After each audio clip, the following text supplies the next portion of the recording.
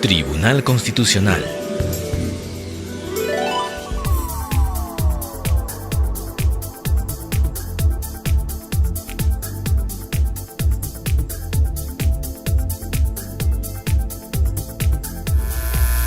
Buenos días, nos ponemos de pie, por favor.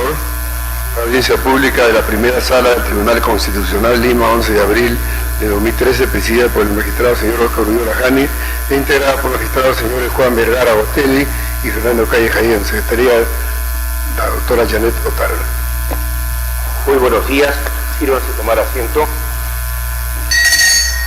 Damos inicio a la audiencia de la sala 1 del Tribunal Constitucional. Señorita relatora, sírvase dar cuenta de las causas programadas. Señor presidente, muy buenos días. Señores magistrados, muy buenos días. Daré lectura de la causa en la cual se ha solicitado informe oral. Causa número 1, expediente 651-2013, proceso de amparo, seguido por Adriel Aguilar Rodríguez contra la ONP. Señor presidente, solicita el uso de la palabra por la parte demandada el doctor Wilson David Calero Telles.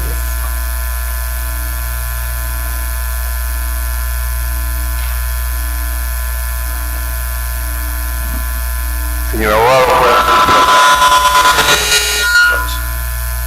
bueno, en el presente proceso, el demandante solicita el otorgamiento de pensión de jubilación previo reconocimiento de años de aportes. La sentencia 4762 del 2007 señala cuáles son los documentos idóneos que causarían convicción al juzgado para acreditar, corroborar los años de aportes alegados. En este sentido, pues, la sentencia mencionada señala que puede presentar el actor certificado de trabajo, boletas de pago, planillas, entre otros documentos, para que sirvan como pruebas idóneas para que el juzgado las considere, las evalúe, las meritúe en conjunto y pueda señalar cuáles son los años en el periodo alegado por el demandante.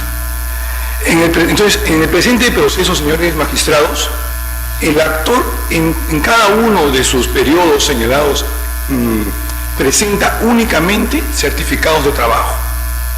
Entonces, de acuerdo al precedente vinculante de la sentencia 4762, este medio probatorio es insuficiente.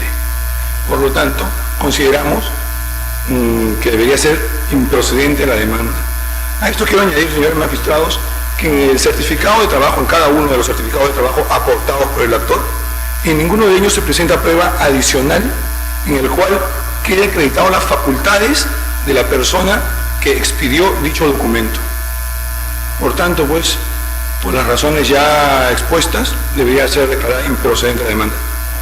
Muchas gracias. vista la causa, al voto. Se levanta la audiencia de la sala 1 para recomponerla con la intervención del magistrado Ernesto Álvarez Miranda.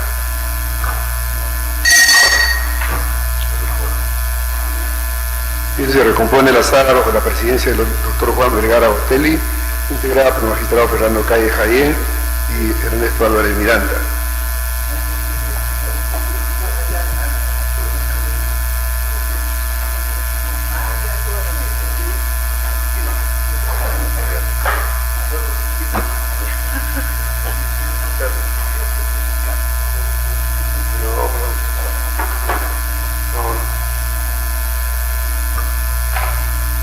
Bien, continuamos la audiencia. Llega la señorita relatora. ¿Qué causa vamos a ver en esta mañana, en esta sesión? Causa número 4, expediente 857-2013, proceso de amparo, seguido por César Augusto Becerra Leiva contra los jueces de la primera sala civil especializada de la Corte Superior de Justicia de Lambayeque y otros. Señor presidente, solicita el uso de la palabra por la parte demandante el doctor Víctor García Toma y por la parte demandada el doctor Samuel Abad Yupanqui por FONAFE, y solicita también el uso de la palabra el doctor Luis Solórzano Yávar por la Procuraduría Pública del Poder Judicial.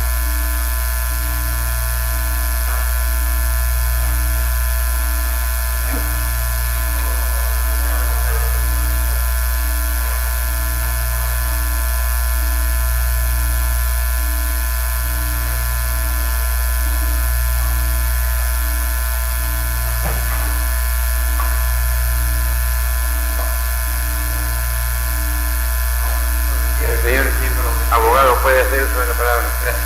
Señor presidente y distinguidos miembros de este colegiado, me cabe la responsabilidad de hacer uso de la palabra en nombre y en representación del pastor César Becerra Leiva, quien viene ante este digno tribunal apremiado no solamente por circunstancias, diríamos, jurídicas, sino además de alguna manera morales.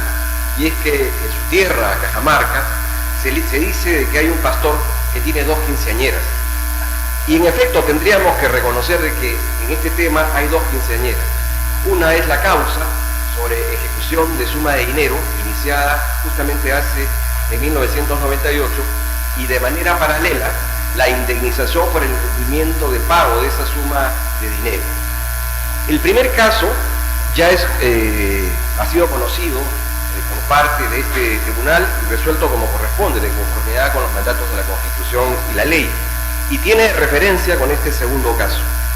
En este expediente, el primero de ellos sobre suma de dinero, el expediente 01592 del 2011, el Tribunal Constitucional declaró que el mandato del juez, existe una sentencia por la cual tiene carácter de cosa juzgada. Esa sentencia declaró fundada la solicitud presentada por el recurrente en el sentido de que FONAFE, por mandato del decreto de urgencia 045 del año 2002, si mal no recuerdo, quedó como entidad sustituyente en dicho pago.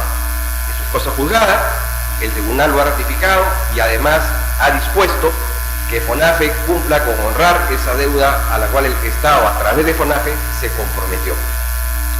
Debo señalar que a la fecha, FONAFE, mediante medidas dilatorias, viene incumpliendo el mandato de este tribunal. Pero vayamos a la segunda causa. Y permítame rápidamente referir los hechos. En 1998, el accionante interpuso una demanda de indemnización de daños y perjuicios, la cual concluyó con una sentencia que es cosa juzgada, en el sentido de que correspondía el pago de dicha indemnización. Inicialmente se hizo responsable de ese pago a la empresa agroindustrial Pucalá S.A. y luego, por imperio de la ley y por disposición del juez, esto fue, FONAFE quedó como entidad sustituyente en el pago de esta deuda. Posteriormente, dentro de esta política de artimañas y traspacerías judiciales, en la etapa de judicial esto se entrampa y finalmente se decide que ya no existe la posibilidad de pago alguno, situación que ustedes conocen por el caso anterior. Esto genera que se inicie una acción de amparo contra resolución judicial, la cual concluye en esta instancia ante el tribunal, que declara improcedente la solicitud del señor Becerra, en razón a 2 aspectos. En la etapa de ejecución se le dice que no cabe atender a su solicitud en tanto no se cumplan 2 presupuestos. El primero de ellos es determinar el monto que le corresponde pagar a FONAFE, y en segundo lugar, el verificar si FONAFE ha cumplido o no con el correspondiente pago de los derechos laborales que por ley tienen preferencia. Pero repito, el Tribunal Constitucional declara que es improcedente, en consecuencia no hay un pronunciamiento sobre el fondo. Y en ese contexto de conformidad, y tal como lo dispone la legislación pertinente, cumplidos, satisfechos estos 2 presupuestos, el accionante tiene plena capacidad para renovar su acción, cosa que ha sucedido. ¿Qué es lo que ha resuelto? Y eso es la resolución que aquí cuestionamos, la sala de la Corte Superior de Cajamarca. En primer lugar, ha dicho algo que es interesante. Párrafo 11º. El proceso de amparo procede únicamente ante la vulneración o amenaza de violación en concreto. Por lo tanto, sus efectos se limitan a dicha situación. Dice, en ese sentido, la sentencia del Tribunal Constitucional en el expediente 01534 de fecha 31 de marzo del 2009, como consecuencia del proceso de amparo contra resoluciones judiciales que rechazaban el pedido de embargo a FONAFE, hecho referencia en el considerando precedente, se ha pronunciado respecto al nuevo proceso de indemnización, que se cuestiona mediante este proceso de amparo, declarando improcedente la demanda. Y es en base a este argumento que se sostiene que ya el accionante no tiene derecho a conseguir, ¿no es cierto?, el pago de su indemnización. Ya ha quedado aclarado por parte del tribunal que este pago de soles le corresponde ser atendido por FONAC. Sin embargo, se le ha dado a esta resolución, que tiene carácter de improcedencia, un pronunciamiento sobre el fondo, a pesar de que queda acreditado en el expediente en autos que se han cumplido los dos presupuestos o requisitos que se le exigían a mi patrocinado para renovar la acción. Pero además, se ha dicho algo que es sumamente grave. Expuesto por parte del accionante lo por ustedes ordenado en el expediente 01592 del año 2011, el colegiado de la Corte Superior de Cajamarca dice: empero, a consideración de este colegiado, la referida sentencia no vincula, dado que el proceso de amparo procede únicamente ante la vulneración o amenaza de violación concreta y fehaciente de sus efectos, y que sus efectos se limitan a dicha situación. Muy más, no estoy leyendo mal, así lo dice. El magistrado Urbina no es el único que tiene incorrecciones gramaticales, entonces se da al parecer con cierta frecuencia en el Poder Judicial. Muy más, si dicha resolución aparentemente contradice a lo decidido por el Pleno del Tribunal Constitucional en la sentencia 051-34 del año 2007. En primer lugar, más allá de la forma poco curiosa de redacción, aquí hay una segunda equivocación. En el expediente anterior, vuelvo a repetir, el tribunal nunca se pronunció sobre el fondo, declaró meramente una improcedencia y que, repito, estaba sujeta al cumplimiento de estos presupuestos que se han dado. Y sin mayores referencias, para no ser muy extenso, el artículo 6 del Código Procesal Constitucional es muy claro, dice: en los procesos constitucionales solo adquiere la autoridad de cosa juzgada la decisión final que se pronuncia sobre el fondo. Y ustedes, que son expertos en derecho procesal y constitucional, saben que en el primer caso simplemente ha habido una resolución de improcedencia por inhibición. Concluyo pidiendo que se levante el buen nombre de nuestro amigo el pastor Becerra y que ya no se siga diciendo, ¿no es cierto?, en Cajamarca que él tiene 2 quinceañeras. Ojalá que esta vez y de manera definitiva pongamos fin a un abuso por parte del Estado que encuentra en base a la desidia de algunas autoridades judiciales que personas pierdan fe en la justicia y que crean que los derechos fundamentales son simplemente papel mojado en tinta. Muchas gracias. Tiene uso de la palabra.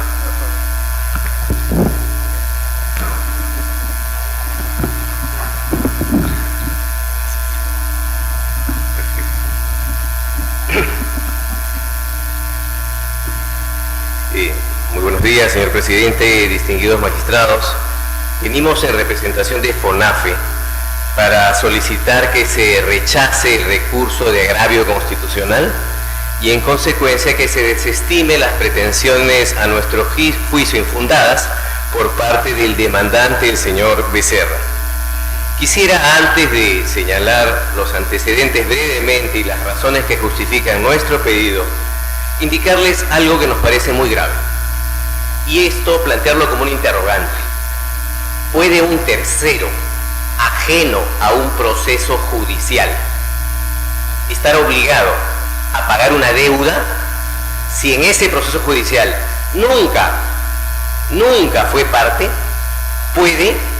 Podemos achacarle al Estado, que nunca fue parte en ese proceso judicial, la obligación de que con nuestros recursos, porque es presupuesto público, pague la deuda de particulares.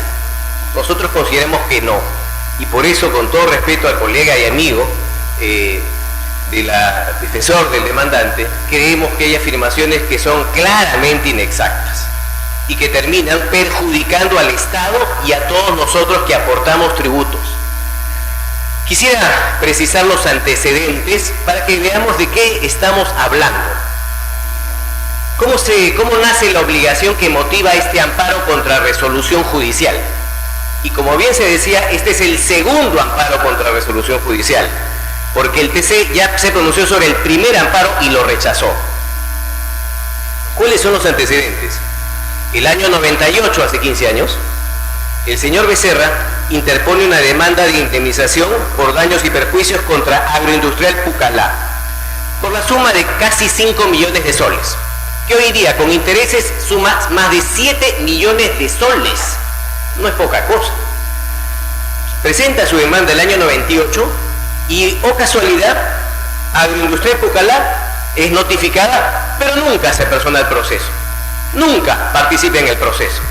Se dicta sentencia declarando fundada la demanda en rebeldía y Agropucallá nunca apela, jamás apela.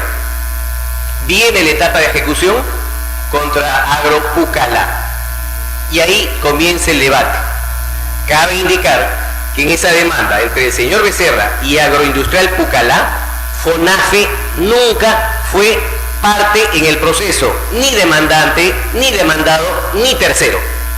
Recién ahora se está planteando el debate. Ocurre que en etapa de ejecución le quieren pedir a FONAFE, los demandantes, quiere decir, como Agropucallá no tiene dinero, porque hay que reconocer que son empresas que están en liquidación, como no tiene dinero, que pague FONAFE. Y entonces buscan una argucia normativa para pedir que pague FONAFE.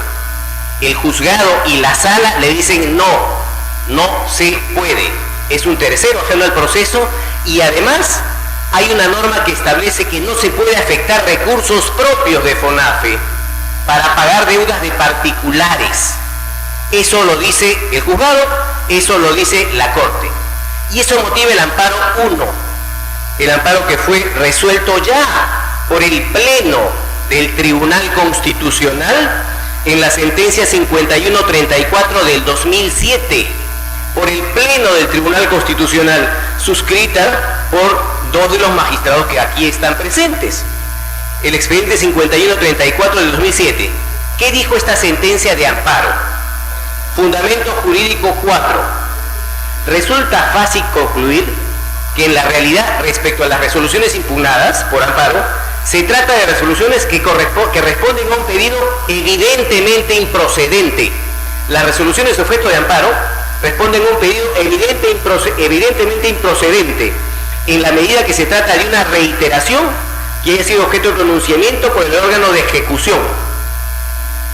Por lo que al declarar improcedente dicho pedido, remitiendo los efectos a una resolución anterior, que no consta en autos, ni siquiera se debe presentar en autos, y agrega el tribunal diciendo, o mejor dicho, concluye, y concluye el tribunal, no se ha generado ninguna violación a los derechos que alegue el recurrente. No se ha generado ninguna violación a los derechos que alegue el recurrente, suscrito por el Pleno del TC.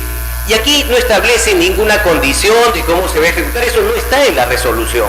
La resolución dice acá no se ha violado acá no existe ninguna violación a los derechos que alegue el recurrente. Fundamento jurídico 4 del primer amparo. Muy bien, en ese mismo proceso civil ya se había desestimado esa pretensión y en ese mismo proceso civil se comienzan en la etapa de ejecución a nuevamente presentar nulidades, articulaciones, etcétera, etcétera, etcétera, con la finalidad de nuevamente contar con materia para un segundo amparo. Y así, ahora ya no se cuestionan las resoluciones del mismo proceso civil de ejecución, que eran antes las resoluciones 87 y 88, sino ahora se cuestionan del mismo proceso civil, el mismo, las resoluciones 129 y 133. Por cierto, el primer amparo se presentó en Chiclayo, el segundo amparo se presentó en Cajamarca, pero todos llegan al TC y el primero se rechaza por el TC. En este segundo amparo, que se perdió también en Cajamarca, como también se perdió el primero en Chiclayo, nuevamente dicen, oye, FONAFE no tiene obligación de pago. No tiene ninguna obligación de pago porque nunca fue parte en el proceso y la ley no establece que un tercero que no es parte del proceso debe cumplir obligaciones de particulares. Desestima el pedido en la etapa de ejecución y viene el amparo 2. Por eso reiteramos que aquí ya el Pleno del TC se pronunció y rechazó la demanda diciendo que no existe violación, y lo digo literalmente, no se ha generado ninguna violación a los derechos que alegue el recurrente, ninguna. Un amparo rechazado por el Tribunal Constitucional. Y viene un segundo proceso de amparo. En síntesis, las razones que justifican que se desestime nuevamente este amparo 2. En primer lugar, no es posible que en un mismo proceso judicial, cuando le dicen en etapa de ejecución no, ahora nuevamente plantee un nuevo amparo. Porque si ahora se dice no, nuevamente se puede insistir y vendrá un tercer amparo y un cuarto amparo. Demasiada litigiosidad cuando se quiere involucrar un tercero, que ya tanto la sala y el juez de Chiclayo, tanto la sala y el juez de Cajamarca habían dicho no se puede, y el tribunal le ha dicho no se puede. En segundo lugar, eso es desnaturalizar el amparo. En segundo lugar, en ningún momento, y acá solamente cito la resolución 65 del expediente, en ningún momento se dice que FONAFE pague, que no fue parte en el proceso. FONAFE no es ni demandante ni demandado. A FONAFE le involucran o la quieren involucrar en etapa de ejecución. En ningún momento la resolución 65 dice que FONAFE pague con sus recursos propios, o sea, con su presupuesto propio. No dice eso. Basta leer la resolución 65 y la por parte de la sala, la resolución número 02, para darse cuenta que no dice esto. ¿Qué es lo que dice? Y en tercer lugar, ¿qué es lo que dice esas resoluciones? Y aquí, a manera de antecedente, quisiera aclarar un tema que a veces puede generar confusión. ¿Qué ocurre? Todos conocemos lo que ha pasado con las empresas azucareras. No pagaban las deudas. Tenían deudas con el Estado, deudas tributarias, deudas laborales. Entonces se comienzan a dictar normas. Una de ellas es la ley de la actividad empresarial en la industria azucarera, la ley 28027. En este conjunto de normas lo que hacen es, mira, hay deudas, que esa deuda del Estado, que le deben al Estado porque no pagan los tributos, se convierten en acciones, se capitalicen en acciones. Primer paso para poder superar la crisis. Segundo paso, ¿qué ocurre? Que se establece la posibilidad de vender las acciones. Tercer paso, ¿qué sucede? Que se dice el 50% de la deuda puede ser destinada, el 50% de la venta de las acciones, se crea un patrimonio autónomo para pagar deudas laborales, sentencias judiciales, etc. Ese 50% crea un patrimonio autónomo, que después, por ley, ese patrimonio autónomo, denominado fondo especial, pasa a FONAFE, a FONAFE para ser liquidado. Este patrimonio autónomo pasa a FONAFE para ser liquidado y en consecuencia lo único que hace FONAFE es, respecto a ese monto de las acciones, llevar a cabo la liquidación. Y tanto la ley en su artículo 6 como el reglamento en su artículo 15, inciso 4, dicen claramente que las deudas se pagan hasta lo que alcance ese patrimonio autónomo. Ese monto de las acciones vendidas se convierte en el patrimonio autónomo que lo va a liquidar FONAFE, y en el proceso de liquidación el patrimonio va a responder hasta donde alcance. Y si no alcanza, dice esta ley, la ley, reitero, 28027 y su reglamento, el decreto supremo 127 del 2003, que se establecerá un pago proporcional. A eso se refiere el juez. No se refiere a que FONAFE pague con sus recursos propios. Se dice que como hay un patrimonio fruto de la venta de estas acciones, que en el fondo es la deuda del Estado, ese patrimonio autónomo va a servir para pagar las deudas.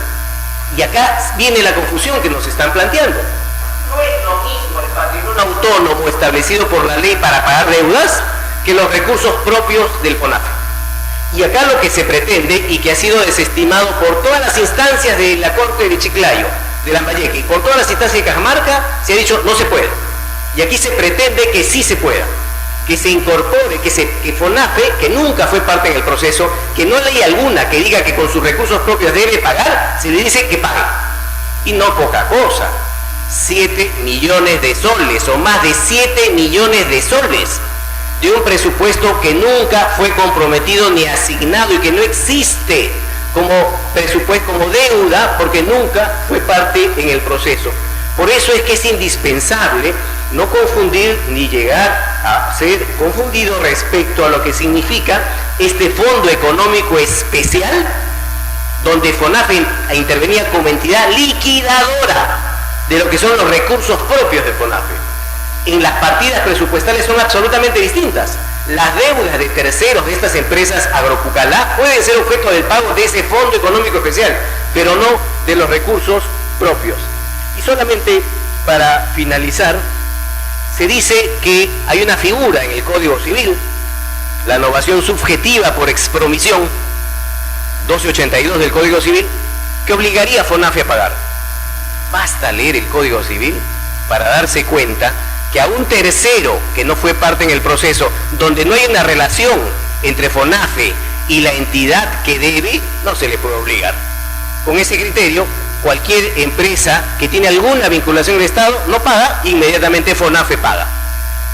Finalmente, se menciona también una sentencia, que es una sentencia de sala, la 1592 del 2011, que es una sentencia donde hay un problema que no se capta la diferencia entre este Fondo Económico Especial y los recursos propios de FONAFE. Pero hay que notar que es una sentencia de sala, y lo que planteamos aquí, que en este caso esa sentencia de sala no puede aplicarse, en la medida que ella no solamente hubo un pronunciamiento del Pleno en una sentencia anterior, sino en la medida que se trata de un supuesto distinto en un proceso diferente. Recordemos que la sentencia que motivó el amparo que ya llegó acá era sobre el mismo proceso civil. La otra sentencia alude a otro proceso civil, también de deudas, pero es diferente y por tanto no consideramos que se pueda aplicar inmaterialmente por las razones que distinguen lo que es este Fondo Económico Especial con una finalidad propia y con límites de lo que es recursos propios de FONAFE. Si se quiere obligar a FONAFE a pagar, lo que va a ocurrir es un gravísimo precedente. Toda empresa del Estado, toda entidad como Agropucalá que no pague las deudas, va a significar que quien va a pagar es FONAFE. ¿Y qué es FONAFE? Es una entidad pública. ¿Y de dónde obtiene sus recursos? De todos nosotros, afectando, como no ha sido en parte en el proceso, su derecho al debido proceso e incluso sus derechos patrimoniales. Por estas razones, señores magistrados, les queremos decir que hay un caso de envergadura en sus manos, en la medida que se trata de obligar a un tercero que no fue parte en el proceso, porque claro, siempre es más sencillo obligar al Estado cuando se trata de deudas de esta naturaleza. Muchas gracias.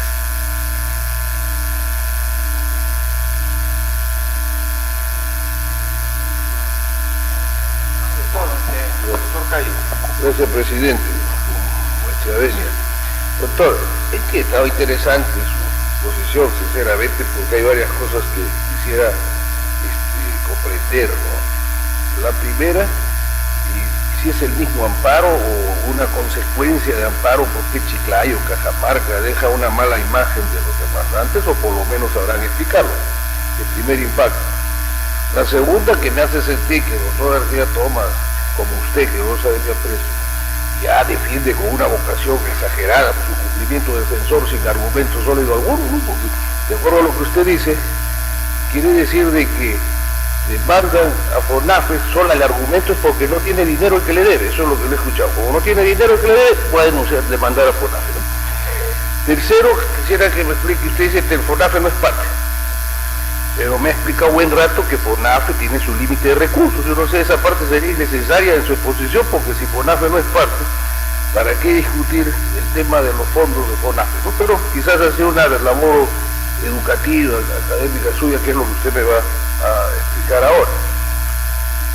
Pucalá, ¿no? Y la última parte, que es bien sensible, pues que ya genera una inquietud legislativa, porque es cierto, ya no podríamos resolver nada, porque el que paga es el pueblo, el Estado. Habrá que ver la forma de que quienes son tan irresponsables vayan presos o paguen con su plata los errores a veces de funcionarios del Estado, ¿no? Entonces, dejando esto último, esas tres inquietudes, quisiera que usted le precise, porque entonces, ¿por qué FONAFE de alguna forma para usted sí tiene, pero solo hasta donde puede, ¿no? Si no es parte, y lo anterior? Gracias, abogado. Gracias, presidente. Le agradezco por las preguntas, doctor Calle. Yo reitero mi aprecio y amistad con el doctor Víctor García Tomás, pero quisiera estoy tratando de ser lo más transparente posible y por eso me ha interesado plantear todo el escenario en el cual se desenvuelve este proceso, porque estamos hablando de un escenario de realidades que fluyen del expediente. Esto se inicia hace mucho tiempo, hace 15 años, el año 98, cuando se trata de una deuda, y reitero, esa deuda fue objeto de un proceso en el cual se demanda al Agroindustria de Pucallá y en el cual se le notifica, pero no participa en el proceso, no se apersona, no se defiende y no apela. Muy bien, en etapa de ejecución es donde viene todo el debate. Y en etapa de ejecución, como no paga Agroindustria de Pucallá, lo que ocurre es que piden que FONAFE pague. FONAFE, el juez dice no, si dijera sí, no hubieran presentado un amparo, ¿no? No tenía sentido. Dice no puede pagar FONAFE con sus recursos propios, no puede pagar FONAFE, ratifica la Corte Superior, el primer amparo se inicia, y está en la sentencia del Tribunal Constitucional, no lo digo yo, fluye la sentencia, se inicia en Lambayeque. Se inicia ante la Sala Constitucional de Lambayeque y termina en la Corte Suprema. Se rechaza la demanda. Se presenta el amparo y reiteró en la sentencia del Tribunal Constitucional, se dice acá no fluye, no se ha generado ninguna violación de los derechos que lee el recurrente. Eso dice literalmente la sentencia, dice que es improcedente la demanda, pero reitera que no se ha generado ninguna violación. Viene el amparo 2, que se presenta en Cajamarca, ante sobre otras resoluciones, pero de la misma etapa de ejecución, del mismo expediente. El expediente judicial que motiva esta demanda de amparo es el 1776 del año 98. Es el mismo expediente, es el mismo. La diferencia es el mismo proceso de ejecución, la diferencia es que al principio son las resoluciones 87 y 88 y ahora son las resoluciones 129 y 133. Pero el debate en el fondo es el mismo, la pretensión es la misma, se respete la cosa juzgada y se garantice una tutela judicial efectiva. En el fondo es exactamente lo mismo, la diferencia son las resoluciones en la etapa de ejecución. Llega el caso del TC y por eso decimos que a nosotros nos parece que no corresponde ya pronunciarse sobre un tema que fue objeto de una demanda de amparo cuando el debate es básicamente el mismo. Basta ver las pretensiones. ¿Qué es lo que quieren? Que se ejecute la sentencia que ordene un pago, no contra la empresa agroindustrial, Pucallá, sino contra FONAFE. Primer tema, espero que haya quedado lo más explícito posible. Sí. Acabo de escucharlo, quieren que pague una sentencia que ordena que no pague Pucallá sino FONAFE, o sea, hay una sentencia a cualquiera que ordena que pague FONAFE. No hay ninguna sentencia que ordene que pague FONAFE, ojo, con recursos propios, y ahí viene la segunda precisión. Le vuelvo a preguntar, ¿hay alguna sentencia que ordena que pague FONAFE?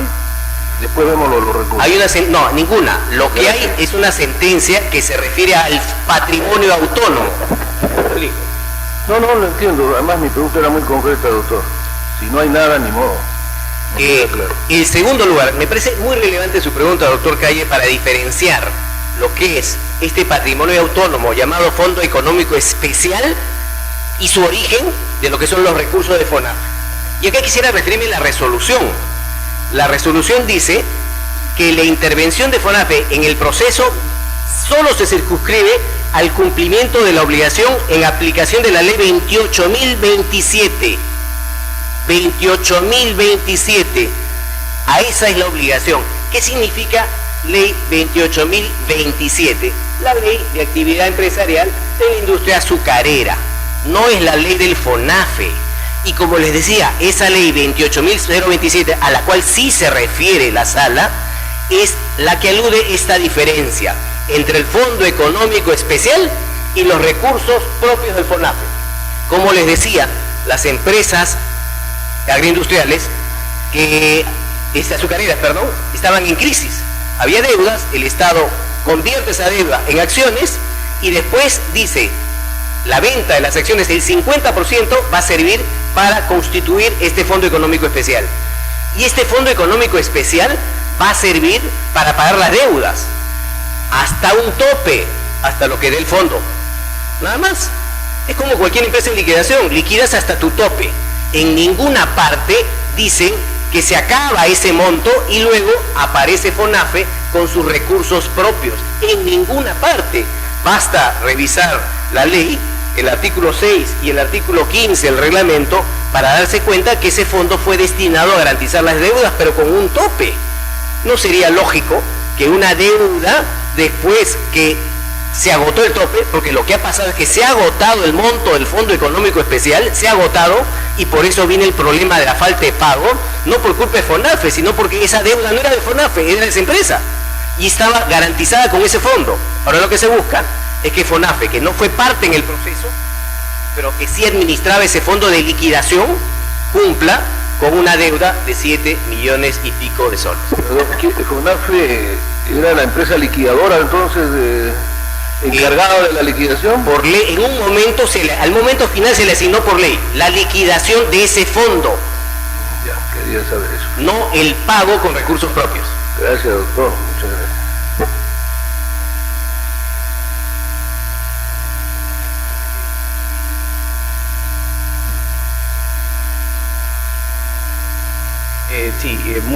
Señor presidente, muy buenos días, señores magistrados. En representación de la Procuraduría Pública del Poder Judicial, voy a ejercer la defensa respecto al proceso de amparo, con 3 puntos muy concretos, para no extender mucho el debate. Primero, lo que se está pretendiendo en este proceso de amparo es la desnaturalización de este proceso. Ya tenemos por sentado que los procesos de amparo son procesos excepcionales y procesos especiales, y mediante este proceso lo que se está pretendiendo es ejecutar un cobro, que si bien es cierto está fundado en una sentencia, pero que de una u otra manera ha devenido el debate en irregular. Punto número 2, tenemos que argumentar que el demandante en un proceso de amparo tiene la carga de la prueba. En este sentido, el demandante tendría que alegar y tendría que aseverar y demostrar la vulneración a sus derechos constitucionales, y mucho más aún, si es que se cuestiona una resolución judicial, demostrar que ésta deviene de un proceso irregular, lo cual no ha sido demostrado. Este ilustre tribunal ha señalado en diversas sentencias que un proceso regular es un proceso en el cual se respetan las garantías mínimas del debido proceso.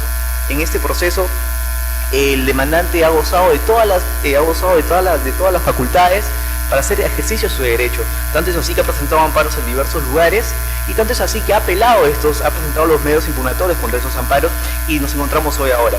En ese sentido, no se ha vulnerado el debido proceso, no se ha vulnerado el derecho de defensa, mucho menos la tutela procesal efectiva. Por estas consideraciones, señores magistrados, solicitamos que se estime el recurso de agravio constitucional. Gracias, presidente. Doctor, dígame, lo escucho y la verdad que le agradezco la forma de concretar la cosa.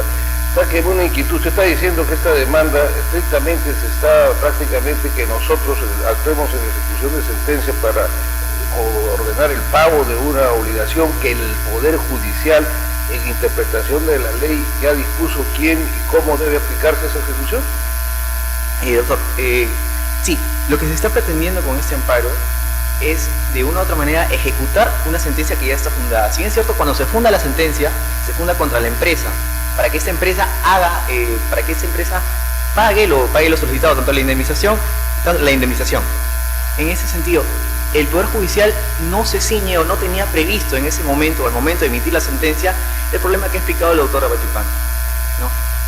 Luego de eso es que mediante el amparo lo que se pretende es, en un tema ya discutido en una sentencia del Tribunal Constitucional, que se ejecute nuevamente una sentencia, qué bueno que ya ha sido expedida.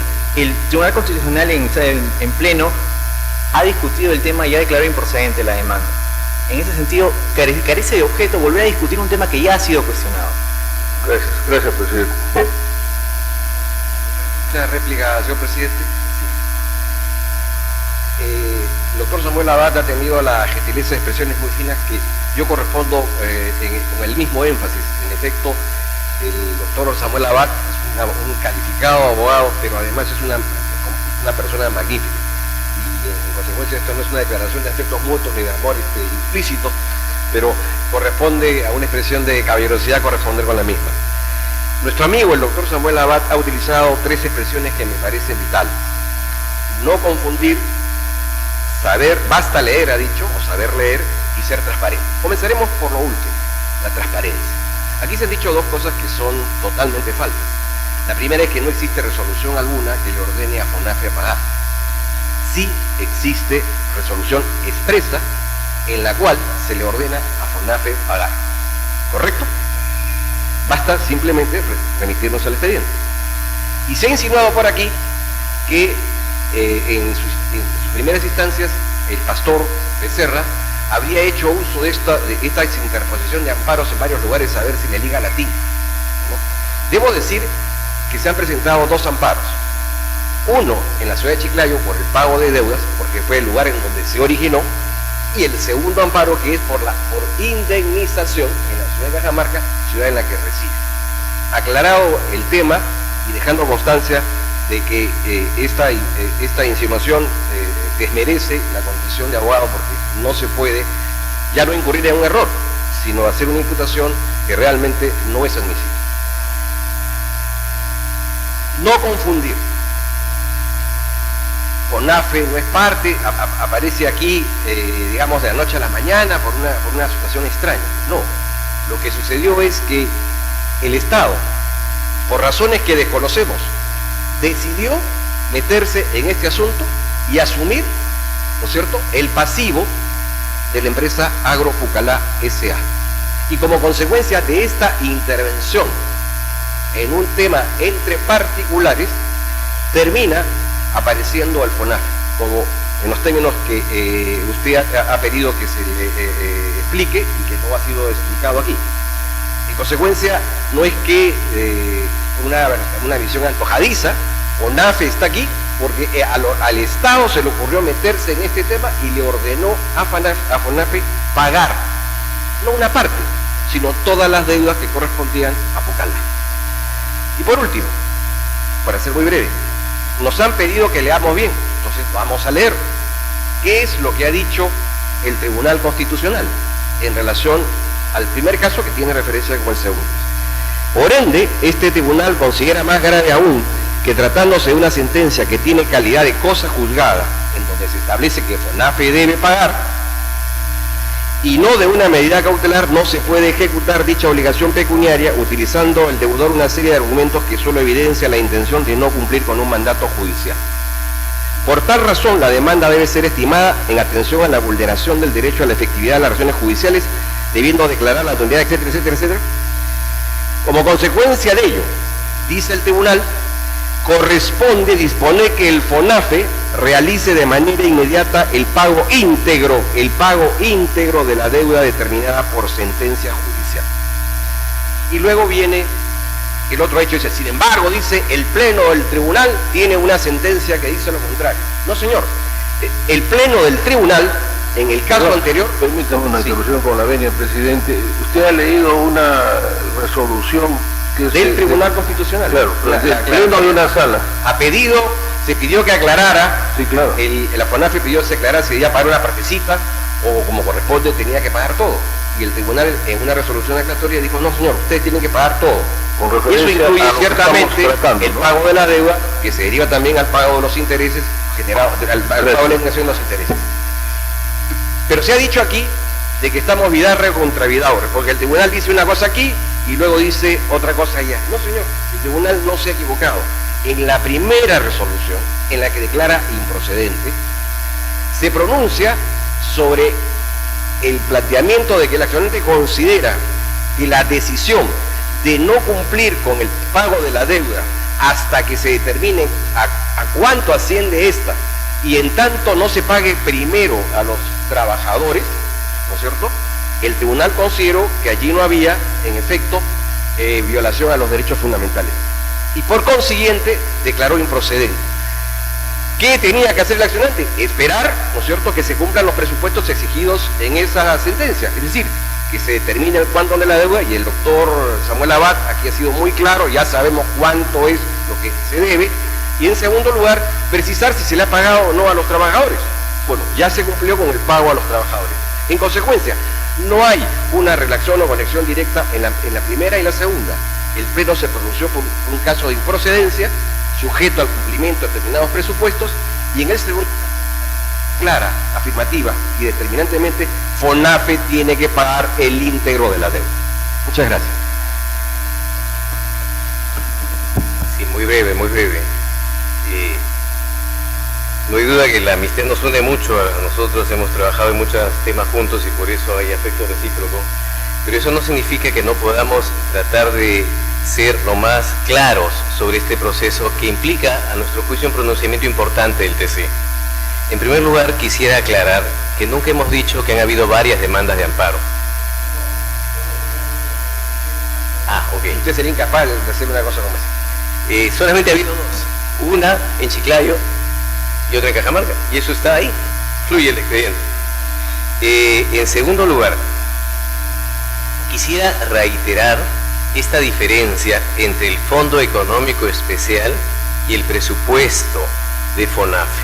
Esto nos parece central, porque ahí está en el fondo el kit del asunto. Recordemos que había un procedimiento a partir del cual se venden acciones y se establece este fondo. Y este fondo, de acuerdo a ley, y acá estamos hablando de respetar el principio de legalidad, las deudas deben ser pagadas por quien está habilitado por ley. FONAFE no puede desconocer la ley. La ley 28027, artículo 6, establece cómo se van a liquidar los fondos económicos especiales. Y dice, el proceso de liquidación, no es que FONAFE sea la deudora, dice, el proceso de liquidación estará a cargo de FONAFE. Para tales efectos, incluso FONAFE podrá encargar la liquidación a una entidad seleccionada y establece en su reglamento cómo se distribuye o cómo se efectúan los pagos con cargo a ese fondo económico especial. En caso el monto total de las acreencias, artículo 15 referido del reglamento, referido a la liquidación de los fondos económicos especiales, en caso el monto total resulte mayor a los recursos obtenidos por la venta de acciones en las empresas agrarias y azucareras, FONAFE o la entidad seleccionadora realizará el pago de manera proporcional en función a los importes existentes, de manera proporcional.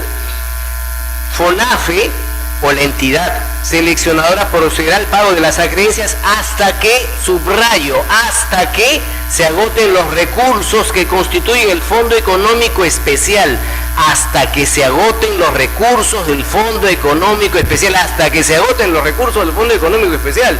El Fondo Económico Especial no es FONAFE, es un Fondo Económico Especial, es un patrimonio autónomo. Lo que se está buscando es que FONAFE pague la deuda que ya no alcanza a pagar con este Fondo Económico Especial de acuerdo a ley y reglamento. El amparo 1 dijo que esta demanda era improcedente. Hubo otro amparo respecto a otra deuda en la cual, en efecto, como había señalado el doctor, fue una sentencia de sala posterior a la sentencia que resolvió este tema, que a nuestro juicio, incorrectamente, asumió que el Fondo Económico Especial era exactamente lo mismo que el patrimonio de FONAFE. Y en consecuencia dispuso que pague FONAFE con sus recursos propios. Y FONAFE nunca fue parte. El Fondo Económico Especial venía de las acciones de las empresas. Ahora se quiere que FONAFE, con sus ingresos propios, pague 7 millones de soles. Eso es otra cosa. A ver, presidente, doctor, una pregunta. Es muy interesante la explicación que usted nos está dando acá a dos amigos. El tema del Fondo Económico tenía un monto, como usted dice, hasta ahí debería pagar. ¿Y qué legislaron con relación? Supongamos que hayan 100 acreedores. Usted me quiere entender que el legislador ha dicho, todos ustedes que les debemos vayan a eso, y si ya no tiene fondos, ¿a dónde va? Si se acabó el fondo, ¿quién le paga a esta gente, a los acreedores? Es lo que ocurre con toda empresa en liquidación, doctor. En toda empresa en liquidación. Claro, pero cuando se trata del Estado, que se supone, también los acreedores son contribuyentes, ¿verdad? Son ciudadanos. O sea, desde el inicio esta norma, no digo que pretendió timar, sino que no calculó bien los fondos, no calculó que no iba a poder tener un fondo que pueda cubrir estas obligaciones. Y le agradezco la pregunta. En primer lugar, el deudor no era el Estado. El deudor era una empresa agroindustrial Pucallá, Que absorbe el Estado como con compra de acciones, una medida política en su momento, y por eso ya el Estado hace un esfuerzo notable al convertir las deudas en acciones. O sea, no me pagas, ¿no? Y luego vender esas acciones, crear el fondo, con su dinero en el fondo, porque las acciones eran las deudas que no cobraba, establecer que el 50% de la venta de esas acciones iba a pagar las deudas. Es como toda empresa en liquidación. Ahora lo que ocurre es que se dice, como FONAFE estuvo a cargo de la administración del fondo económico especial, que no es de la liquidación, de llevar a cabo la liquidación, como cualquier liquidador. O sea, el liquidador no va a responder con su sueldo una deuda. El liquidador es liquidador, para eso está. No está para decir, muy bien, liquido, y luego yo respondo con todas las deudas de las personas que no cobraron. Imagínense, ¿quién sería liquidador así? Nadie. Entonces, lo que se pretende aquí es que FONAFE, ya no con ese fondo económico especial, sino con sus recursos propios, pague. Y lo que le ha dicho tanto la justicia en Lambayeque como en Cajamarca es no se puede. Una sentencia del TC, sí, de una sala, a nuestro juicio interpretó equivocadamente esto, pero creo que el tema se puede resolver a efectos de no generar situaciones que puedan obligar al Estado a asumir un pasivo que no le corresponde. Muchas gracias.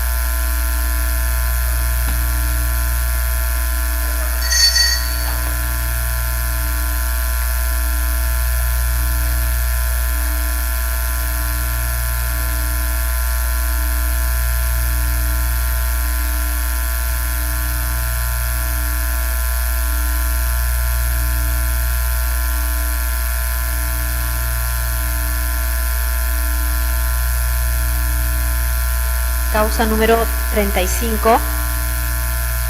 Causa número 35.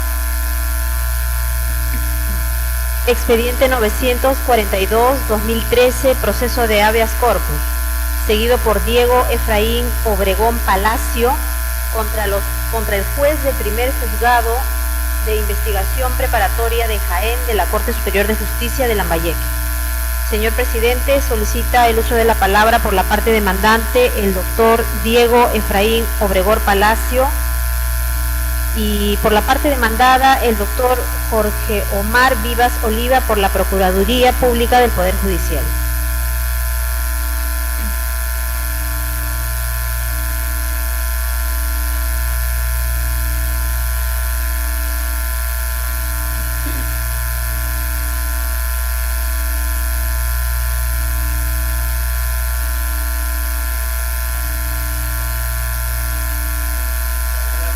Usía presidente, usía vocales.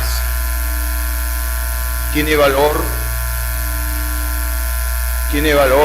la cosa juzgada? Eso es lo que voy a plantear acá. ¿Por qué? Porque el señor juez de Jaén, ante el juez de Jaén se siguió un proceso de usurpación agravada del predio de mi propiedad.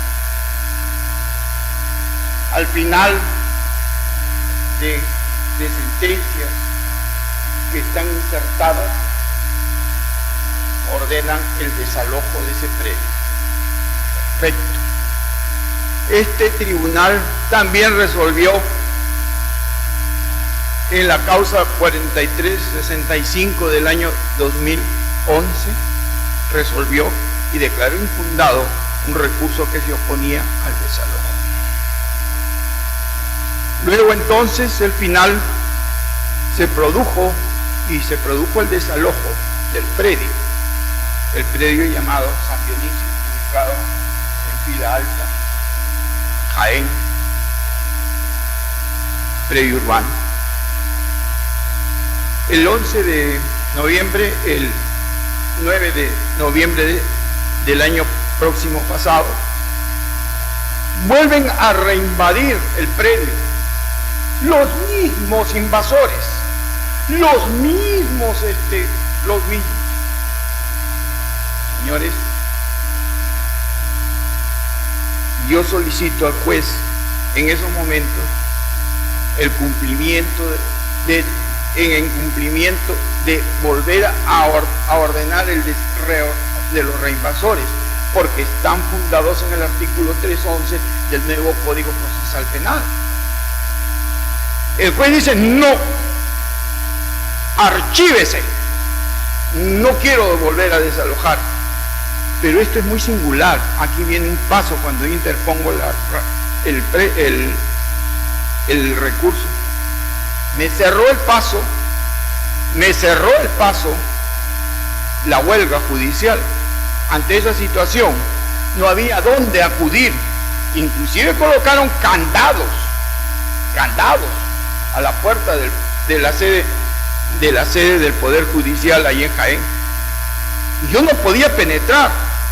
Entonces planteo ante el presidente de la Corte Suprema, como único responsable de toda el área, planteo el habeas corpus. Porque más que amenazó, violaron mi domicilio de nuevo. Y el juez se niega a posteriormente entregar. Interpongo la acción de habeas corpus, por decir, antes de la huelga. El presidente de la Corte Suprema inmediatamente remite a la Corte Superior de Lambayeque. Lógico. La Corte Superior recién, como ustedes podrán apreciar en el expediente,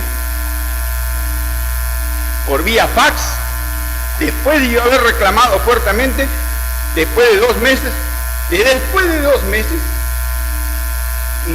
hace lo imposible y me detiene el habeas corpus contra el juez. El juez ha violado, y en compañía, en contubernio, porque eso es la verdad de los reinvasores, son traficantes de tierra. Ustedes me han resuelto. El juez puede negarse a ejecutar su propia sentencia, a reinvadir, puede negarse a una ejecutoria del Tribunal Constitucional a 43, inclusive con recursos de revisión. Ahí les muestro las pruebas fácticas donde se demuestra que yo obtuve, me restituyeron la posesión. Señores, hemos retrocedido. ¿Hay derechos humanos? ¿O esto es un drama un drama social inminente? Un sociodrama tipo de Kafka. ¿Cuándo termina el proceso? ¿Cuándo me restituirán? ¿Podrán presentar? Ustedes han resuelto. La misma sala, el mismo juez me ha resuelto. ¿Dónde estamos? Y las sentencias de primera instancia y segunda, no existe violación. No porque se archivó, no es capricho. Señores, entonces, ¿hasta dónde vamos a dar la gente? Debemos estar ready hasta que muera. Señores, cosa juzgada, judite rei judicate, cosa juzgada. Señores, por eso he interpuesto para que el juez ejecute de nuevo y me reponga en mi posesión de conformidad con el artículo 311 del nuevo Código de Procedimientos Penales. Gracias, muchas gracias, muchas gracias.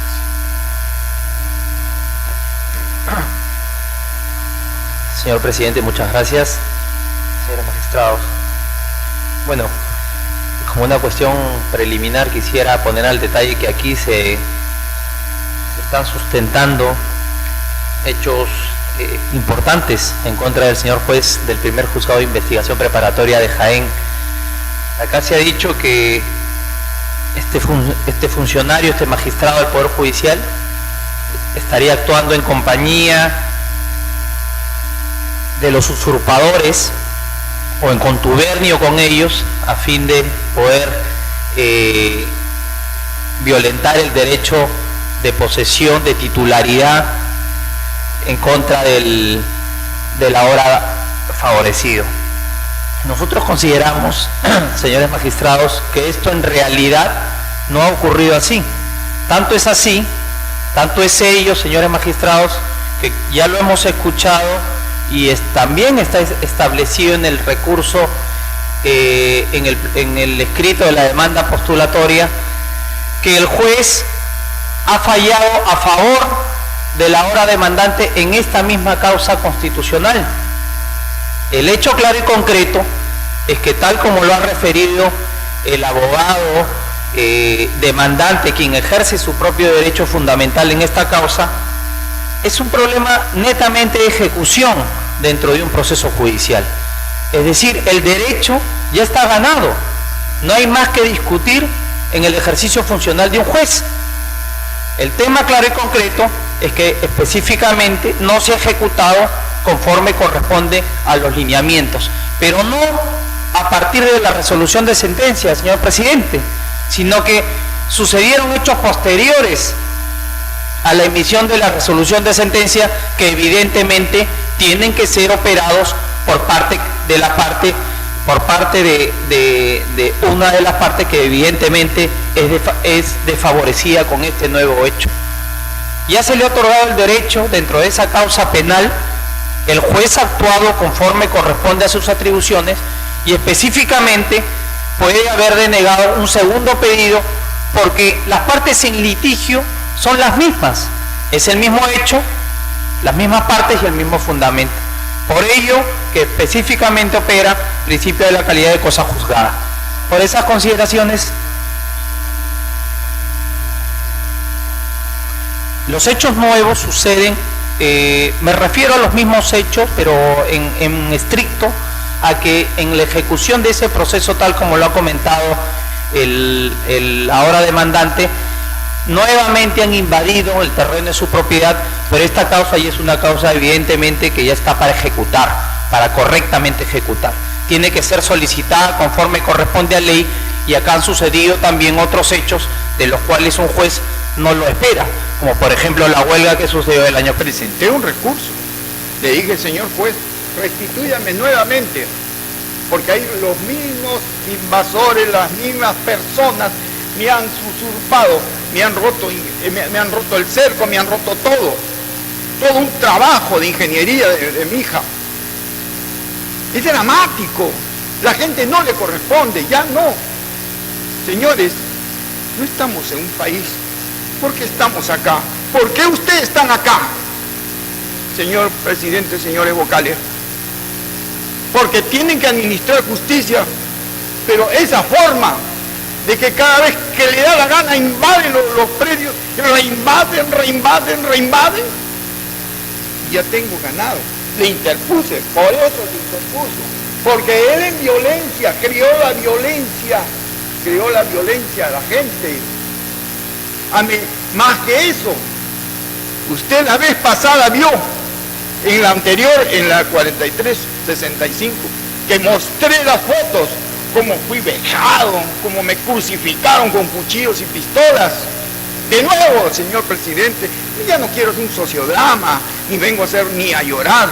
Digo que se cumpla la ejecutoria, porque el juez se negó, no es que en réplica, no es que yo no he presentado recursos, presenté recursos, retuvo el recurso, me dijo que no podía presentar nada, que no presenté recursos, un día antes o 2 días de la huelga. Y no lo puedo transmitir, no lo puedo hacer.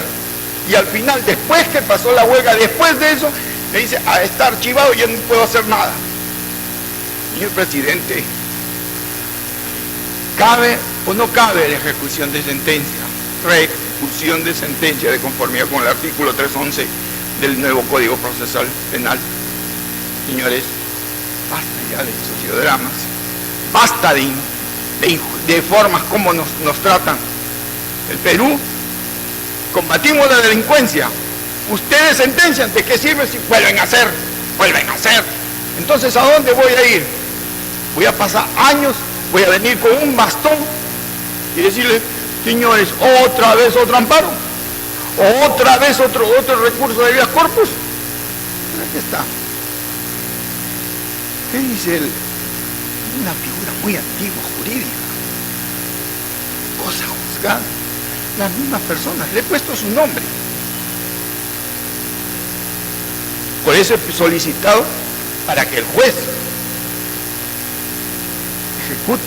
reejecute la sentencia. Gracias, señor presidente, por la paciencia que me han tenido. Y disculpe, le pido, iba a postergar. Yo tengo un tratamiento, me han operado del corazón y gracias a la señorita me ha concedido este plazo y disculpen a todos los abogados. Tengo que retirar a mi tratamiento al INCOR. Gracias.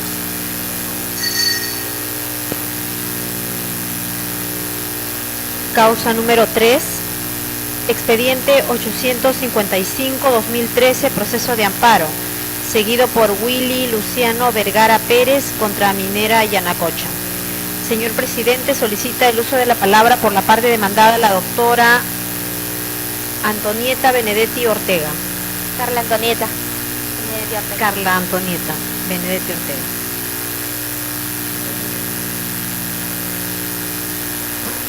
Buenos días, señores magistrados. En el presente proceso de amparo laboral, el demandante solicita se deje sin efecto su supuesto despido fraudulento y o incausado, así lo plantea, y en consecuencia se le reponga en el puesto que venía desempeñándose. Sustenta básicamente su demanda en el hecho de que los contratos sujetos a modalidad que habría firmado estarían desnaturalizados porque no contenían la causa objetiva que pudiera justificar una contratación temporal. Asimismo, señala en su escrito de demanda que las labores que realizaba eran de naturaleza permanente y por lo tanto no podía considerársele como un trabajador sujeto a un contrato temporal.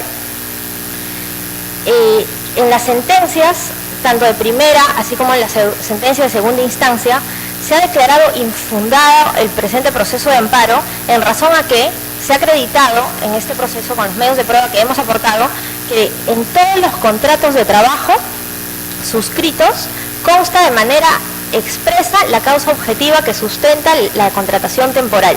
Asimismo, la sentencia de vista ha establecido que en cada uno de los contratos temporales, sumados el tiempo de la firma de estos contratos temporales, no superan los máximos establecidos en la ley. El demandante impugna estas sentencias a través del recurso de agravio constitucional básicamente por lo siguiente. Señala nuevamente que los contratos temporales y los de necesidad de mercado firmados dentro de su vínculo laboral no señalan la causa objetiva y que sus labores son permanentes. Señores magistrados, solicitamos que este recurso de agravio constitucional sea declarado infundado por los siguientes argumentos. En primer lugar, el actor ocupaba un puesto de dirección desde el inicio de su relación laboral, con lo cual, según ya lo ha establecido este propio tribunal, no le corresponde solicitar reposición a través de un proceso de amparo. Segundo, cada uno de los contratos temporales firmados con el trabajador, tanto los de necesidades de mercado como los de inicio de actividad, registran de manera expresa cuáles son las causas que generaron la contratación temporal. Así, el contrato temporal por incremento de actividad se sustentó en el incremento de volumen de movimiento de tierra mineralizada. Esta causa temporal ya ha sido declarada como este motivo ya ha sido declarado como una causa temporal por el propio Tribunal Constitucional a través de la sentencia 3971 del 2010, que hemos adjuntado en un escrito. Asimismo, el contrato temporal por necesidades de mercado se sustentó en el aumento de la demanda de oro en el mercado internacional y nacional, y esto ha sido acreditado. Esta causa también ya ha sido declarada como una causa temporal por el propio Tribunal Constitucional. Señores magistrados, la encadenación continuada de contratos temporales está permitida por la normativa laboral. No es verdad, además, lo que señala el recurrente, que al ser unas actividades permanentes las que realiza, no podría ser contratado bajo contratos temporales, por cuanto los contratos temporales de incremento de actividad, así como los de necesidades de mercado, permiten el uso temporal para cubrir justamente actividades que son de naturaleza principal. El demandante en todo momento ha señalado que nuestra empresa habría cometido fraude. Al respecto, este tribunal también ya se ha pronunciado señalando que el fraude no se debe presumir, sino que tiene que ser acreditado. Finalmente, señores magistrados, existe reiterada jurisprudencia emitida por este tribunal en la que se demanda la desnaturalización de contratos temporales contra esta empresa por las que han sido sustentados en las mismas causas y en las cuales este tribunal ya se ha pronunciado por la improcedencia de la demanda. Reitero, tenemos varios expedientes emitidos, como son el expediente 3572 del 2010, que es el iniciado por Carlos Salazar Durán, que es la última sentencia emitida. Asimismo, el expediente 705 del 2012, el expediente 3752 del 2009 y mucho más, que en realidad de repente ya no sería necesario mencionarlo. Por estas consideraciones, señores magistrados, solicitamos que el recurso de agravio inconstitucional presentado por el demandante se declare infundado.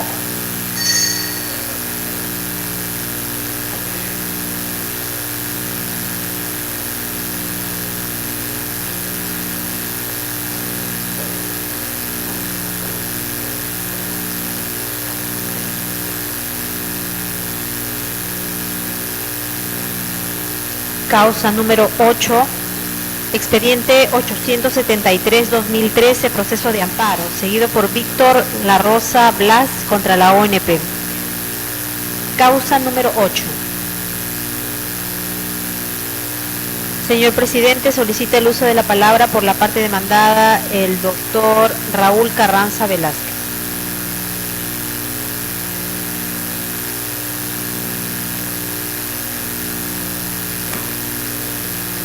Muchas gracias, señor presidente. Muy buenos días, señores magistrados, colegas de la defensa.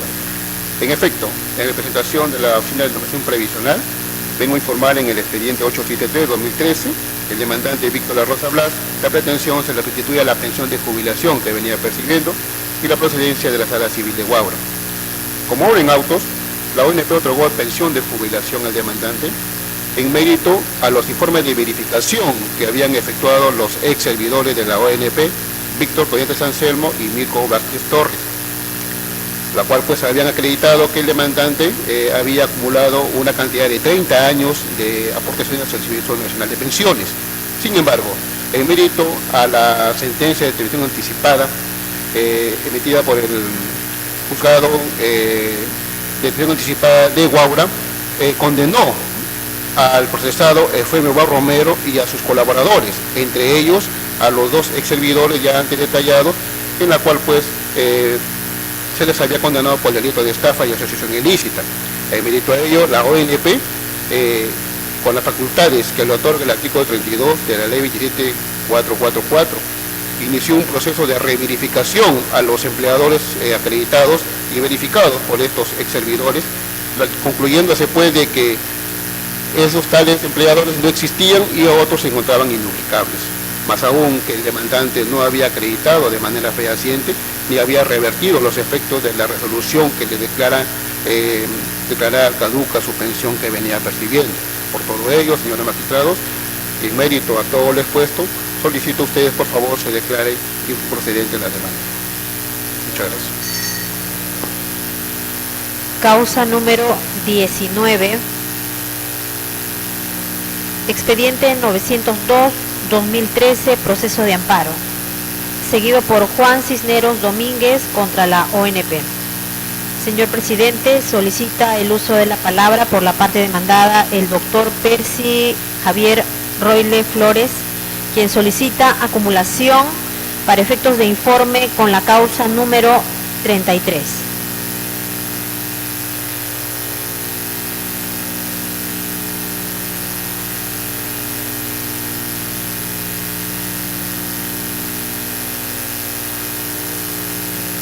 La parte demandada, de la parte demandada. Con su venia, señor presidente, muy buenos días, señores magistrados. Con relación a la causa número 19, interpuesta por el señor Juan Cisneros Domínguez,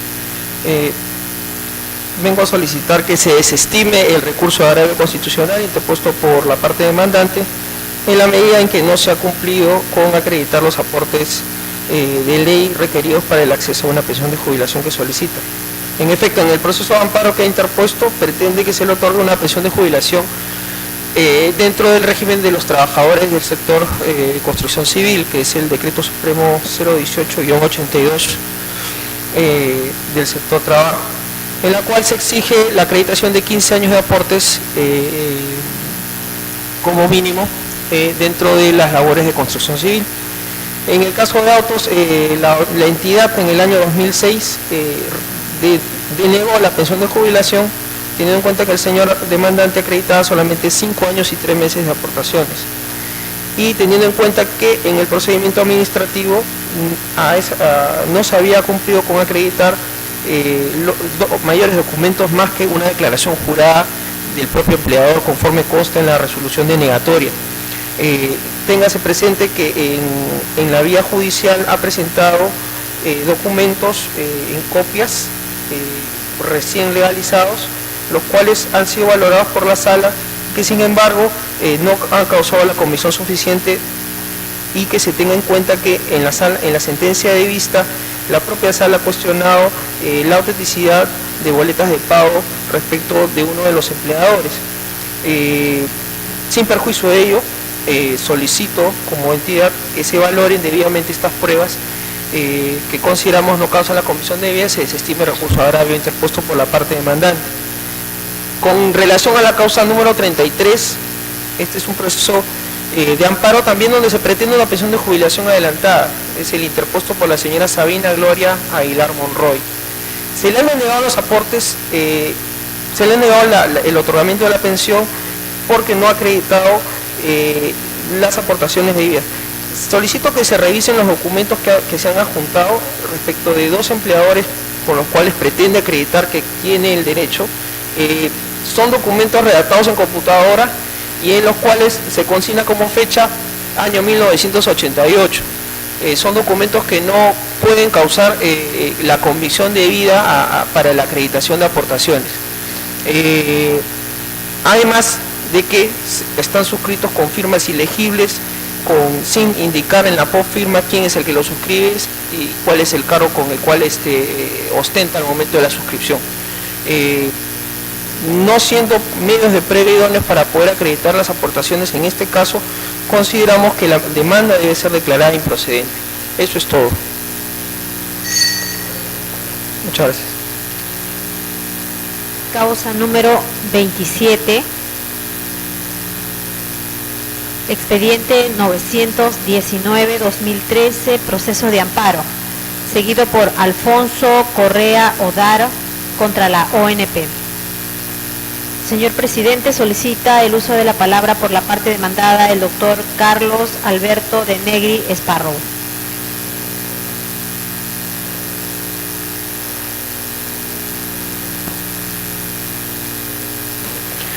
Señor presidente, señores magistrados, en el presente proceso, el pensionista Alfonso Correa Odar interpone acción de amparo contra la ONP, alegando que ha violado sus derechos constitucionales por haberle denegado su pensión de jubilación adelantada. Alega haber efectuado más de 34 años de aportaciones ininterrumpidas al Sistema Nacional de Pensiones. Sin embargo, como medios probatorios, acompaña únicamente declaraciones juradas y un certificado de trabajo en el cual ni siquiera se ha acreditado la representación legal de quien lo firma. No existiendo medios probatorios legales que acrediten su derecho, solicitamos se desestime el recurso de agravio constitucional que presentó el demandante. Muchas gracias.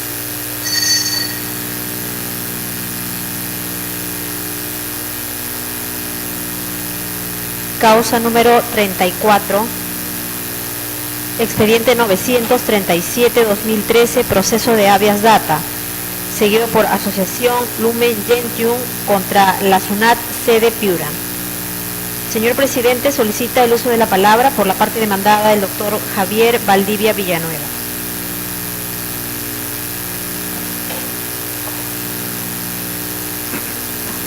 Con su venia, señor presidente, señores doctores, jueces constitucionales.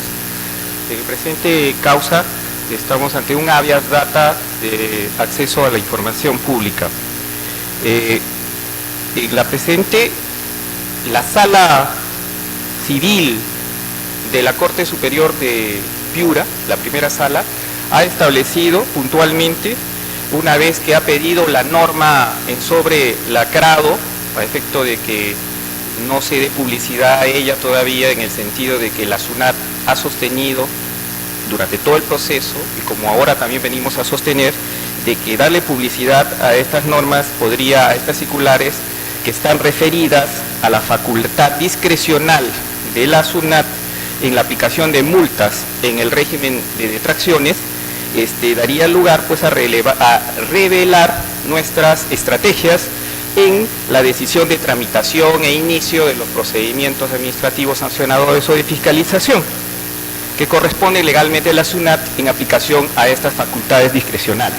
La sala, al hacer el análisis de la norma que se les remitió en sobre lacrado, ha establecido que luego de revisar el texto, lo dice en su sentencia del 21 de diciembre del 2012, advierte en ella se diseña una estrategia a través de la cual se busca minimizar los casos de incumplimiento en los depósitos de detracción, así como en la evasión tributaria.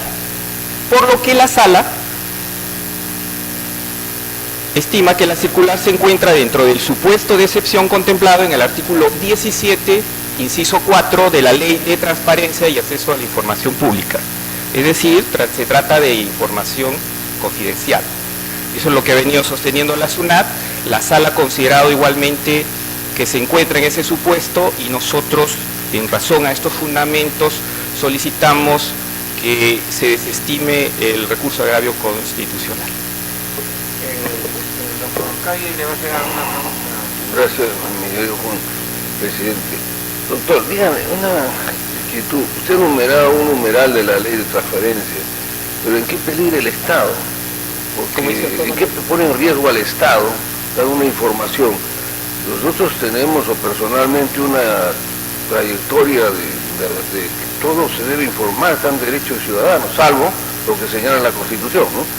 La Constitución que no tenga que ver con la vida personal, no tenga nada, pero y fundamentalmente en que pueda poner en riesgo la seguridad del Estado, ¿no? En alguna forma que crea el juez, en ese caso, que debe sustentarlo, ¿no? Que supongo que está debidamente sustentado la resolución por la cual se ha generado el agravio. ¿Ese sobrelaqueado también corre acá? O sea, se presentó al proceso y debe estar, obviamente, doctor, allí y seguirá lacrado, estimo, ¿no? Porque así lo ha considerado el Poder Judicial. En primera instancia igualmente se hizo un análisis, claro que el juez estimó de que era fundada, mientras que la Sala al revisar dijo que no, la revocó y la deshizo. ¿El juez también revisó el sobrelaqueado? El juez también ha revisado. Pero ¿Alguna de esas medidas a las que ya tenemos tiempo de esto, ¿no? Más o menos, el proceso tiene su tiempo. En 2000. ¿Alguna de esas medidas ya se han ejecutado? Esa información puntual, dado de que aquí en el proceso solamente era sobre el acceso, para ver si es que se ha aplicado la circular, obviamente se viene aplicando en los casos referidos a las detracciones, en lo que es el régimen del export. Por eso se está aplicando. Es una circular que está en aplicación, sobre alguna... todo en el periodo que se solicitó en el habeas data, que eran 3 periodos. O sea, bueno, eso ya no tendría objeto prácticamente guardar su reserva, ¿no? Porque ya es de público conocimiento por su aplicación. Extremo. Bueno, esa aplicación, estas normas están dirigidas y solo las conocen directamente el personal que está puntualmente en las áreas de auditoría y de control de la deuda. Entonces para ellos va dirigida a efecto de que en la medida que está ejerciendo esa facultad discrecional que establece el Código Tributario en el artículo 166, que le habilita a la SUNAT a ejercer esas facultades, en ese régimen las está ejerciendo en todos los casos que obviamente se deben presentar en esa intendencia, que es la intendencia regional. ¿De alguna forma habría un riesgo a la seguridad del Estado, económico, etcétera? Lo que estima la SUNAT por las cartas, cuando se hace previamente el reclamo, el requerimiento, y se niega, la SUNAT a través de Secretaría General, que ya tenemos un pronunciamiento obviamente constitucional, se le dice puntualmente de que esa publicidad podría, al entregarles, se haría públicas y podría, puntualmente dice, revelar nuestras estrategias en la decisión de tramitación e inicio de los procedimientos administrativos sancionadores y de fiscalización que corresponde legalmente a la SUNAT en virtud a sus facultades discrecionales. Lo dice en la carta que se le da para dar respuesta en la carta 5, en la carta, posteriormente en la carta 7 se ratifica nuevamente esa posición. Quizás pues esa es la posición que tiene la SUNAT en el sentido de que esto revelaría las estrategias y eso podría afectar precisamente lo que se persigue para en este puntual caso que es pues de las detracciones. ¿Es más riesgoso que no se conozca o que no se cumpla? Me refiero porque todos tenemos conocimiento que algunas medidas de la SUNAT, seguro por sus recargadas labores, no ha acotado, o hay gente que, sobre todo grandes mineras, que no han pagado años, se han acumulado fortunas prácticamente en el erario del Estado, ¿no? Eso está fundamentado. Lo que está fundamentada es esta posición que le manifiesto. Es de la SUNAT en base a su control interno y su discreción. Que de la estrategia, ese es el interna. punto de partida de la SUNAT y en la cual se ratifica. Gracias, doctor. Gracias, presidente.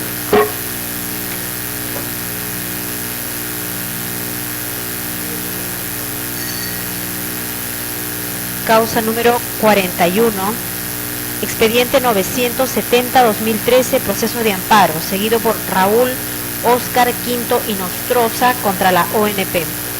Señor presidente, solicita el uso de la palabra por la parte demandada la doctora Erika Vargas Machuca Larrea.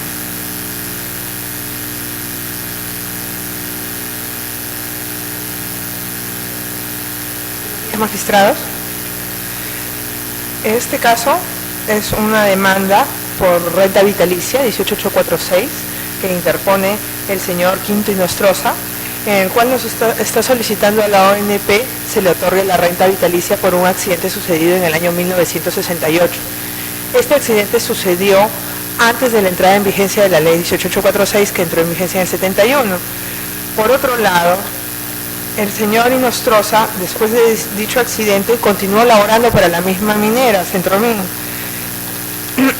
minera del centro del Perú, y se aprecia de la declaración jurada adjuntada a la demanda que el señor continúa laborando hasta el año 91. De la misma declaración jurada del ex empleador, se aprecia que tuvo los cargos de vigilante. El señor en su demanda dice, otórgame renta vitalicia por el accidente ocurrido en el año 68, otórgame renta vitalicia porque ahora sufro de silicosis y de hipoacusia, Sin embargo, ha tenido el cargo de vigilante.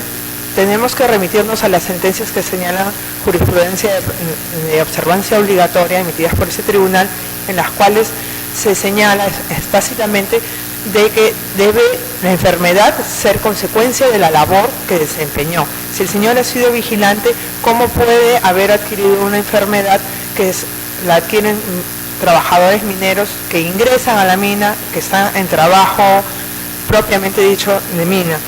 El señor, como les repito, tuvo el cargo de vigilante y cesó en el cargo de agente 2 y trabajó en una minera, en un centro de producción minera, no trabajó en mina subterránea.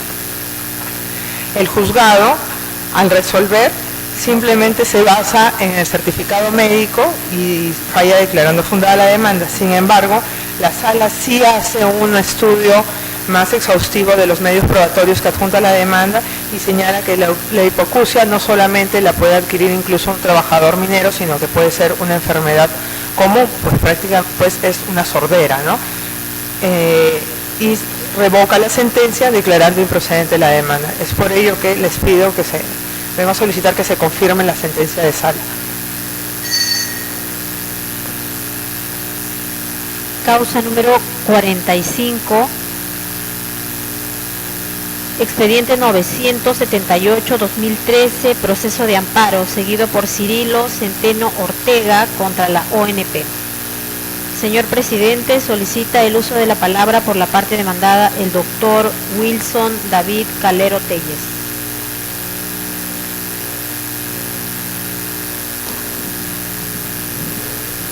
Muchas gracias, señores magistrados.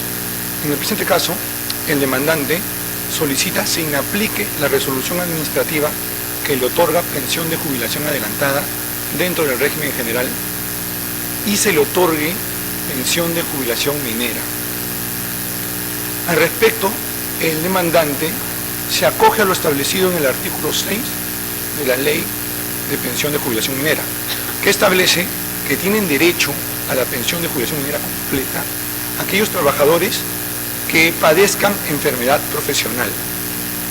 En el presente caso, el demandante acredita, y nosotros no nos oponemos, a que padece la enfermedad de hipoacusia. Como sabemos, la hipoacusia, como lo refirieron anteriormente mi colega, es una enfermedad auditiva producto de estar expuesto a ruidos. Por lo tanto, esta enfermedad puede ser de origen común como de origen profesional. Veamos qué dice el Tribunal Constitucional en su sentencia 163-2006 amparo, establece cuáles serían los condicionantes para acreditar si esta enfermedad, hipoacusia, es profesional o enfermedad ocupacional. Para determinar si la hipoacusia, leo Fundamento 116, es una enfermedad de origen ocupacional, es necesario acreditar la relación de causalidad entre las condiciones de trabajo y la enfermedad, para lo cual se tendrán que tomar en cuenta: 1. Las funciones que desempeñaba el demandante. 2. El tiempo transcurrido entre la fecha de cese y el diagnóstico de la enfermedad. Y bueno, las demás que son inherentes al lugar de trabajo. Respecto al tiempo transcurrido entre la fecha del cese y el diagnóstico de la enfermedad. El demandante elaboró hasta el año 1996 y se diagnosticó la enfermedad en abril del 2008. Transcurrieron aproximadamente más de 11 años. Las instancias inferiores llegaron a la conclusión de que no es objetivamente posible determinar la relación de causalidad debido al largo tiempo transcurrido. Nosotros valoramos las impresiones y decisiones de los jurados inferiores, puesto que estamos de acuerdo a ello. Por lo tanto, solicitamos al criterio del tribunal se declare la improcedencia de la demanda. Muchas gracias, señora Mercedes. Señor presidente, doy cuenta a usted que en las demás causas programadas para el día de hoy no hay informes orales por no haberlo solicitado conforme al reglamento o porque habiéndolo solicitado no se han apersonado para realizarlo.